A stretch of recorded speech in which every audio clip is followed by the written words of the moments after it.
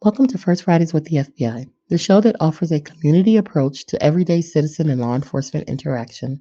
In this episode, we hear from new Special Agent in charge of the El Paso Field Office of the FBI. Let's welcome Special Agent in charge, John Morales. Tell us about your experience in the FBI and what was a big case or project you worked on. Okay, thank you very much. So the FBI, I've been in the FBI for about 20 years, a little over 20 years. And during this time, I worked in a number of different places, a number of different offices, and I've had the opportunity to also work, I would say, almost every threat and program that we have. That being said, when you ask about a big case, every case that we have, we treat it as it's the biggest case. And that's something that it's ingrained into us from the academy, because regardless of the monetary amount, or regardless of the number of defendants, or the size of the scope of what we're working, every case that we work, I'm going to treat it like it's the biggest case in the Bureau, and the amount of investigative rigor and the effort that we put in for it is the same across the board. And I would tell you, any agent that you ask, tell me about your case, he's going to tell you it's the biggest case there is in the Bureau right now. That being said, there are cases that stand out from others because of the impact that they have and what they do. And one of them, for example, that I can tell you that I had the opportunity to work on involved a child predator. And in this case, the day that we were going to effect the arrest on this individual, we were able to stop him from going out and actually engaging another minor, which he was preparing to do as we entered and arrested him. This individual was able to get to this minor and coerce them through use of social media. And had we not been able to get him at the time that we did, he was actually physically going to meet up with this person, and that probably would have turned into another victim, unfortunately. So being able to do that and being able to have that impact on that family, and also provide closure, because it turns out that after the arrest was undertaken, we were able to determine that this individual was linked to several other missing minors, and give closure to those families. I think that's one of the biggest cases and biggest impacts that I've had in terms of the impact it had on our community at the time.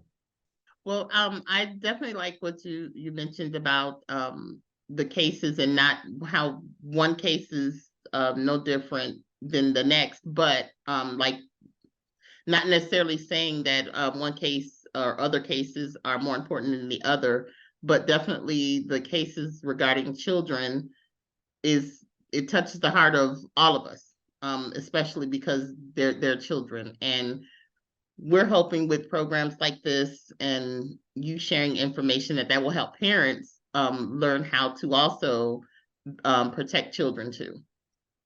Absolutely. And this is one of those cases that highlights just how important it is for parents to be involved, very involved in what their children are seeing and what their children are doing and who they're engaging with. We used to be concerned about children, who they're going to meet or run into when they walk out the door. Mm-hmm. Now you have to be careful about who they're engaging with or who they're meeting when they're sitting next to you and they're online. So parents' involvement in children and their use of social media is extremely important. And it's the reason why we try to provide as much information and as much instruction as possible as to the safe use. And we have programs in place that we're able to invite children and parents to participate online regarding the use and the safe use of social media. And for you parents who are listening, the FBI El Paso Field Office is always available to speak to groups about the best way to keep our children safe. So absolutely, we have a strong program where we are more than happy to engage where we're needed and where they want us to be, because I think involving our community is key to keeping our children safe, and it's something we need to do together to be successful. Right. Okay, so here on the border we have a diverse cultural landscape. Can you speak firsthand about diversity within the FBI and how has the Bureau improved in diversity over your 20-year career? Like, have you ever experienced any difficulties being of Latino descent in the FBI?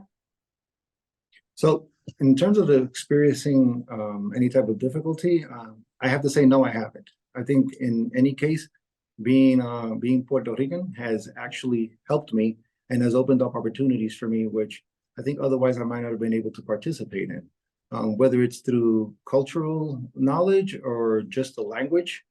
And also it's helped me a lot in my engagement with the community, being able to go out, outreach, and let's just say that I might not have been able to reach the number of folks that I was able to when I was working cases and in the way that I did, had it not been because of my Spanish heritage. So I think it's actually helped me and it's been an enhancement to what I do. In terms of diversity in the Bureau, well, diversity is one of the core values of the FBI. Differences in thought, belief, race, and religion, and orientation and ability, that's what makes the Bureau strong. That's what gives us the ability to engage with our community, connect, and maintain the trust of those we serve. And the American people depend largely on the fact that we have the ability to represent and reflect our community's variety of cultures and values. And that's paramount, because we can't do our job without the community. And in order for us to have the community's trust and to have them believe in what we do, we need to be able to represent them well. And here in the Bureau, I have seen changes throughout my 20 years here, and I've seen how diversity has grown. One of the things that I was talking about recently is how, when you look at the landscape of FBI leadership, how it's changed, and how when we sit at the table now, you see a good mix of different races, different colors, different genders, different cultures, which is key in us when it comes to making decisions that benefit our community. Currently, the FBI has 13,900 agents, approximately, and approximately 19% of them identify as minority. The ethnic and racial makeup of special agent applicants has been the most diverse in the past 3 years. So this year, 47% of special agent applicants identify themselves as minorities. And here in El Paso specifically, 44% of our agent population is identified as minority, and the applicants, 233 of 65, also identify as minority applicants. So those numbers demonstrate a great improvement, and it's a result of the effort that we have in raising awareness and cultural background, racial backgrounds. We have programs such as cross-cultural mentoring. We have specific recruiting events, and we do specific outreach to target different cultures, different races, to provide them with the opportunities to apply, to learn about, and to become a part of the FBI family. And I think the most important thing is that we have made advances, we have gotten better, but when it comes to diversity, it's never enough. And I think this is something that we will continue to work on and develop. And I expect to continue engaging and trying to provide as much opportunity for our community to come and understand what we do, not just the what, but the how and the why, and work with us and be an integral part of what we do. I mean, that's the culture that we have here. We are strong because we're different. Right. I like that. We're strong because we're different. And speaking of, given the significant role of initiatives like the Black Leaders Roundtable in creating and encouraging relationships between law enforcement and the community in this region, can you share some of your plans for continuing the efforts to maintain the FBI's strong relationship, trust, and cooperation within our diverse communities here? Absolutely. And one of the things I want to highlight is that I plan on continuing on growing and participating with the plans that our predecessors have had. I know that there have been community events that have been put in place. And on top of that, I plan to grow them. And by that, I mean, I want to share until it hurts. And I want the community to feel that the FBI is not just here, but is a part of them and is integrated with them. One specific area that I'm very interested in developing and growing is the outreach to at-risk youth. I think that that is key in order to be able to safeguard our future. I mean, that is where our future is. And I want to be able to share my experience with our teens, with our young adults, so that they understand that where you are and where you go, that's a choice that you make. And just because you were born into a certain environment doesn't mean that you have to stay there. And there's no limit to what you can accomplish if you put your mind to it, because it's all about making the right choices. So I'm very interested in developing the school outreach. I'm interested in developing teen internships and opportunities for them to come and be a part of us and learn about us. And I'm also interested in a teen academy, which is an opportunity for them to come in and learn hands-on of what we do, learn about the program, learn about the opportunities. The FBI is so diverse in what it does that there is an opportunity for everyone and anyone to be here.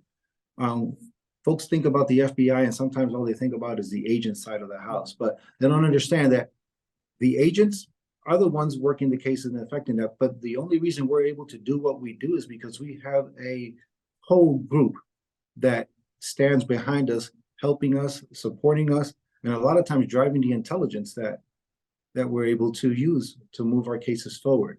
And each one of them has their strengths, and each one of them has a job and a role. And believe me, if you were to look at the opportunities in the FBI, there is a job for everyone and anybody who's willing to come in and serve our community.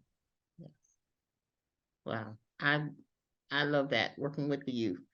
And for the parents who are listening, like you just heard him say, some may not be interested in being an agent, but there are other areas within the FBI where youth may be interested. So I'm looking forward to that, to more engagement with the youth and especially in law enforcement, specifically with the FBI. And if I can give you just a quick snapshot, yeah, we have everything from pilots to mechanics to computer specialists to we have doctors as well. We have nurses. We have intelligence analysts, photographers. We have media personnel across the board. So when I tell you that if you have an interest and an ability and a desire, there is a job for you here in the FBI. Right.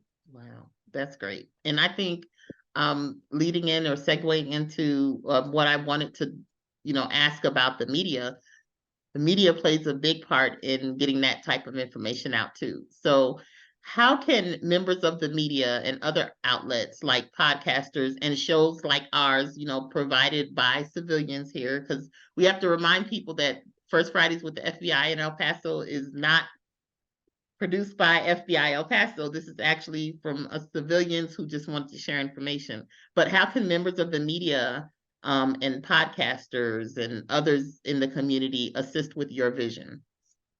That's a great question, and thank you for giving me the opportunity, because I think the best way is by helping us reach the community with truths and facts and avoiding rumors and conjecture.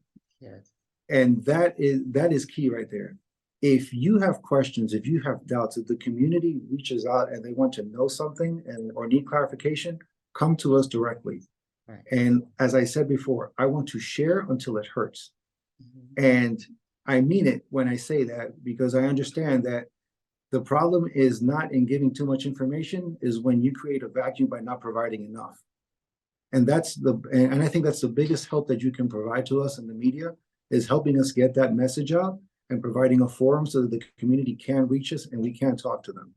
And with that being said, I also would like for our community to understand that there will be times where I won't be able to provide all the details that they may want on X investigation or X situation or circumstances going on. But however, even during those times, I'm going to make sure I work with my team to provide as much information as possible at that moment, and then provide follow-up so that we're able to avoid having the rumors take over, or to avoid folks coming to their own conclusions that may or may not be accurate when they do that.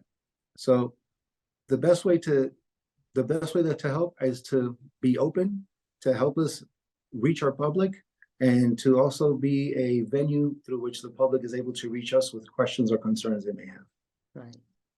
Thank you for sharing that. And thank you for letting some of our viewers know, because I do ask the questions that some people ask me to ask you all. And of course, because I might be a little nosy, I know everything, that you can't share everything. So you hear it from him yourself. They can't tell me everything that we will, that we think we need to know. So, but so can you share an instance from your career where community engagement efforts directly contributed to solving a case or diffusing a potentially volatile situation? Well, absolutely. So I would have to say, I think most of the cases that I've worked have been successful because of the community's involvement. And I think that's something that maybe the community is not aware of, is that a lot of the investigations, I would say almost most of the investigations that we take on start off with information from the community, either coming to us in any number of ways that it may. But I can tell you specifically of one case where it also had to do with a child, with a minor, and which we were able to locate them because of community engagement and folks that were able to reach us, come to us, and provide us location, whereabouts, identification, vehicle numbers, and till the point we were able to reach the child, find them, and take them out of the situation that they were in, specifically because of community engagement. And that was key, because that was one of those times where, had it not been because of the assistance the community provided, it would have taken a lot more and put that minor at a greater risk. So I think that one stands out as being one of those success stories where, thanks to the community involvement, we were able to act quickly. And when I say quickly, I mean within less than 12 hours, we were able to locate the child and get them out of harm's way. Wow, great. That's great. Wow. Well, I appreciate you sharing so much of this information. And just to give our viewers a look into what our new SAC here in this area will be doing.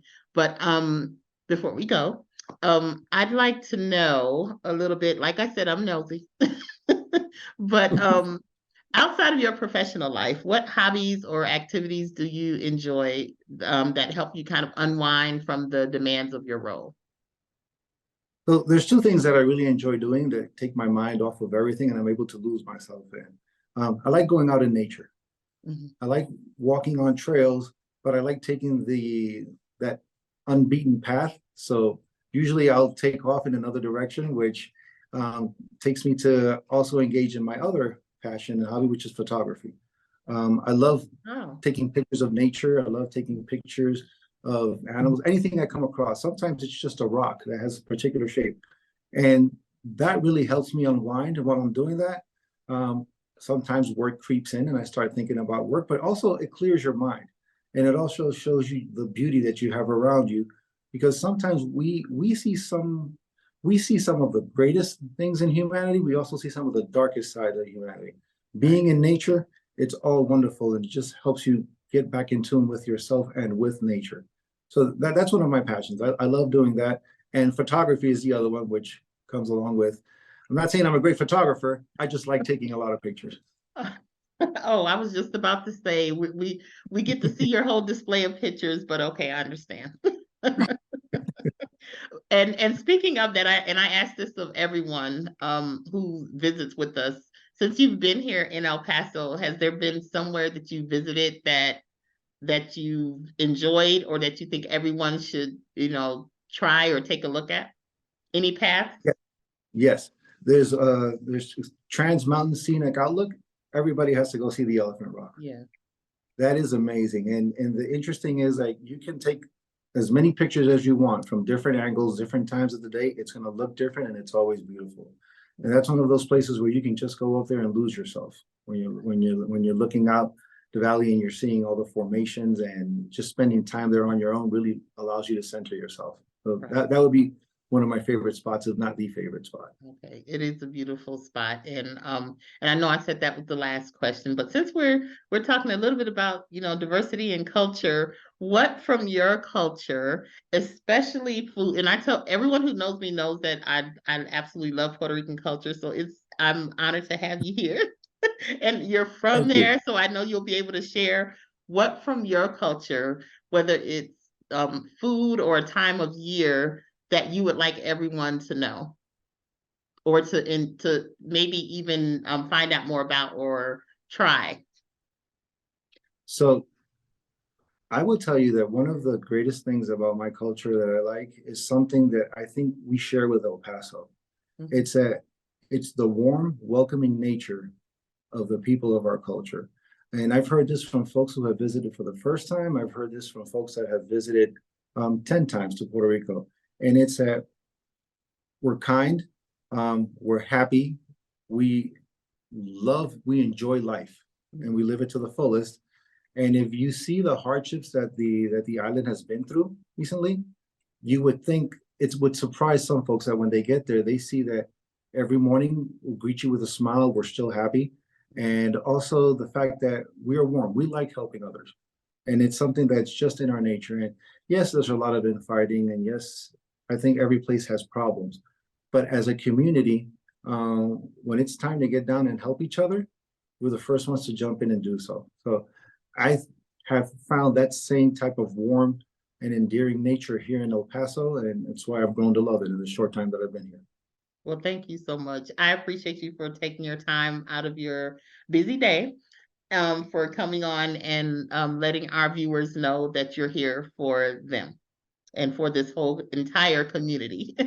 So I appreciate you for sharing everything that you've shared today. Thank you very much.